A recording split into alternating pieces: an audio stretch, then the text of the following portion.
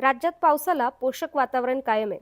पुढील 5 दिवस राज्यातील काही भागात वादळी पावसाची शक्यता आहे, तर काही ठिकाणी गारपिटीचाही अंदाज हवामान विभागाने व्यक्त केलाय.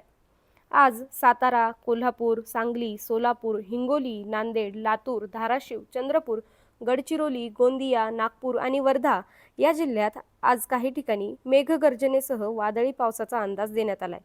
उद्याही गोंदिया, गडचिरोली, चंद्रपूर, भंडारा या जिल्ह्यात वादळी पावसाचा अंदाज देण्यात आलाय. रविवारी राज्यात काही ठिकाणी गारपिटीची शक्यता वर्तवण्यात आली आहे.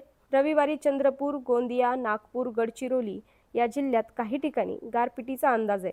सिंधुदुर्ग, कोल्हापूर, सांगली, सोलापूर, नांदेड, लातूर, धाराशिव, भंडारा, चंद्रपूर, गडचिरोली, गोंदिया आणि नागपूर या जिल्ह्यात काही ठिकाणी वादळी पावसाचा अंदाज आहे.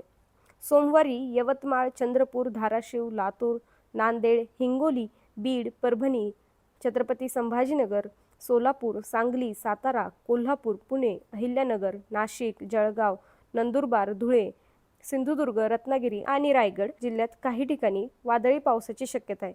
राज्यातील तापमानातही वाढ होण्याचा अंदाज व्यक्त करण्यात आला आहे.